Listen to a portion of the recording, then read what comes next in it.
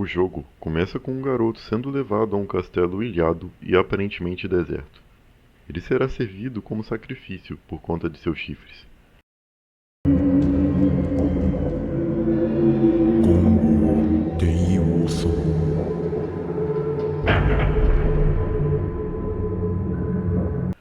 Para o que é revelado mais adiante. Mas por sorte, um tremor acaba jogando o sarcófago onde ele é aprisionado no chão, o libertando. Ao cair, ele bate a cabeça e tem a visão de uma sombra que forma uma garota dentro de uma jaula pendurada. Após isso, o jogo começa. Antes de continuar, eu gostaria de avisar para você que nunca jogou fechar essa bosta de vídeo e jogar. Eu cometi o mesmo erro e me arrependi muito de ter pegado spoilers da revelação do jogo. Após acordar, o jogador assume o controle do garoto amaldiçoado e pode explorar o local. Falando sobre a gameplay do jogo, ela acabou sendo bem mais fluida do que eu imaginei que seria. Só dá uma certa aflição em algumas partes do jogo, onde você precisa caminhar por locais que são bem fáceis do personagem cair. Para ajudar, quando você acaba cometendo algum erro sem pular, o personagem tenta se equilibrar, e você tem a opção de desfazer a cagada, ou realmente cair, o que ajuda bastante em algumas partes. Mesmo que você acabe caindo, os checkpoints não costumam ficar muito longe uns dos outros. Após sair daquele local, o personagem sobe as escadas da visão que ele teve inconsciente, e realmente encontra a garota, mas ao invés de sombras, ela aparentemente emite uma luz, ou algo do gênero. Uma coisa que você começa a perceber após ter que passar por fora do castelo é o quão bonito ele é. Mesmo tão antigo, a direção de arte do diretor consegue ser muito bonita, e o castelo sem dúvidas é um dos maiores charmes desse jogo. E como ele é interconectado, você pode ver pelos mapas locais que você já passou e vai passar futuramente, que é bem legal. Ao descer as escadas, você pula na jaula e liberta a personagem, que vai ser sua companheira durante toda a jornada. Geralmente, as fases de jogos em que você precisa salvar um NPC costumam ser as mais chatas, mas aqui, a Yorda, por mais que não consiga se defender, não é tão burra, e às vezes parece que ela está se esforçando para seguir o seu ritmo, quando vocês estão de mãos dadas, que é o que você mais vai fazer nesse jogo. Existem detalhes que fazem você criar empatia por ela. Na minha gameplay, eu já vi ela correr atrás de pombo, e toda vez que você vai para a parte de fora, costuma ficar admirando a paisagem, que é realmente bem bonita. Fora que, para salvar, vocês sentam em um sofá de pedra, o que é bem bonitinho. Olha esses dois fofinhos. Sem contar que ela é totalmente necessária para ativar as portas, que são acionadas por magia. Então sem ela, você não teria nenhuma chance de escapar também. Um detalhe sobre a Yorda é que ela não fala a mesma língua do protagonista. Ela balbucia umas coisas que você consegue ler na segunda jogatina, mas só seria uma vez mesmo. Mesmo que ela não fale nada, durante o jogo todo, as ações dela, principalmente a última coisa que ela faz, deixa bem claro quão grata ela é por você estar tentando ajudar a escapar também. Momento de spoiler. Os inimigos desse jogo, na maior parte das vezes, não são tão irritantes, mas às vezes eles são sim. Mas não vai acontecer tanto ao ponto de você odiar esse jogo completamente.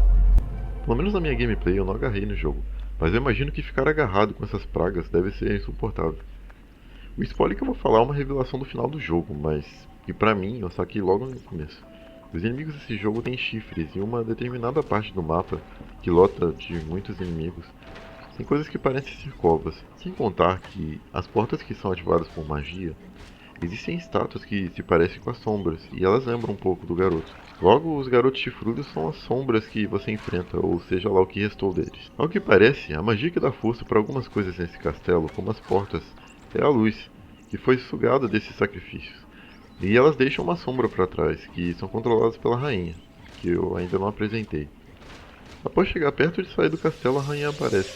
Ela é a mãe da Yorda e precisa manter a filha presa para realizar um ritual, em que possuirá o corpo dela como forma de aumentar seu tempo de vida. Ela fecha a porta e avisa para eles deixarem essa ideia de lado, que é uma perca de tempo e que a Yorda não pertence ao mesmo mundo que o protagonista. Depois disso, os dois precisam passar por vários locais do castelo para conseguir ativar o portão e tentar escapar novamente.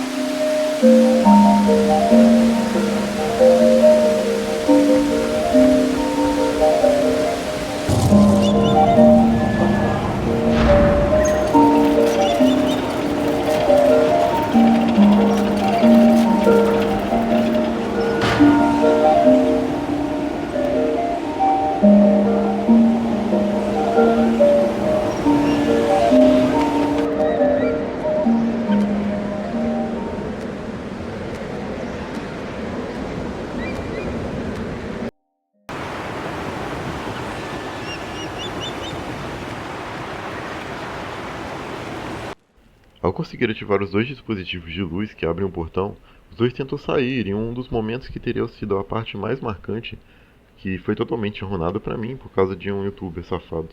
Acontece. A Yorda tenta dar a mão pra você. O jogo todo, até esse momento, quem ajudou ela a passar os obstáculos é você. E nesse momento ela retribui. Infelizmente a rainha já chega por trás e acaba com as brincadeiras dos dois, jogando o Ico no penhasco. Por sorte você não morre, e uma das partes mais épicas até agora começa. É bem bonito o cenário chuvoso e você chega a explorar uma parte que eu só tinha visto antes. Eu não sei se existe como ir pra lá. Lembro de não tentando durante a gameplay. Você encontra uma espada especial em uma caverna que possui a mesma energia que a Horda tem. Sendo assim, possível abrir as portas seladas com magia. Você encontra a Horda petrificada e rodeada de sombras. Nesse momento, tem a revelação que para mim era bem óbvio. E então você enfrenta a rainha. A batalha é bem simples. Você precisa se proteger da magia da rainha com a espada e acertar a Mocreia. E como você arrastar as estátuas, mas eu fui no louco mesmo e nem saquei que dava pra fazer isso. Depois disso, a rainha revela que, mesmo morta, a Yorda nunca vai poder sair do castelo. A morte da rainha faz com que o personagem seja arremessado e perca seus chifres, e o castelo começa a desabar. Aconteceu algo estranho que eu não entendi muito bem e comecei a criar um monte de teoria do nada. Ao que parece, ela ia entrar na Yorda e a energia da Yorda fica nos caixões, ou as criaturas de sombra se jogam na Yorda e tiram a petrificação dela. Eu não entendi muito bem. A energia das sombras vão todas pra Yoda e que agora parece que agora está como na alucinação do garoto no início do jogo. Uma silhueta formada de sombras. O último ato dela, enquanto o castelo começa a se despedaçar e cair após a morte da rainha, é de colocar em um barco para sair daquele lugar. Então o tema do jogo começa a tocar e após a chuva fica um arco-íris na paisagem. A parte que mais me emocionou no jogo foi ver o castelo caindo. A amizade entre os dois, que foi construída durante todo o jogo, sem nenhuma palavra, apenas duas pessoas indefesas cuidando uma da outra. Foi capaz de destruir um castelo, que antes era tão imponente, e uma mocreia de sei lá quantos anos. Aparentemente a alma dos garotos que servia para abrir e fechar a porta foram libertados também. O tempo que eu tive jogando foi bem grande até para a quantidade de horas que esse jogo tem, e mesmo assim eu me arrependo de não ter explorado mais. Talvez eu volte a jogar de novo e ver o que a Yoda fala traduzido, mas acho que essa é uma das coisas que não precisava nem de explicar. E depois dos créditos existe uma cena onde você chega em uma praia, no bote, e encontra a Yoda naufragada na areia. Aparentemente é só um sonho, pelo menos é a interpretação que eu tive, mas muita gente prefere acreditar que a Yoda consegue escapar. Tira um pouco do peso do final e foi isso. Até uma próxima. Aviso, se você procurar por conteúdo desse jogo no YouTube, tem muita coisa interessante sobre o desenvolvimento dele. Caso você fique com o gosto de quero mais, que é impossível não ficar se você curte os jogos desse maluco.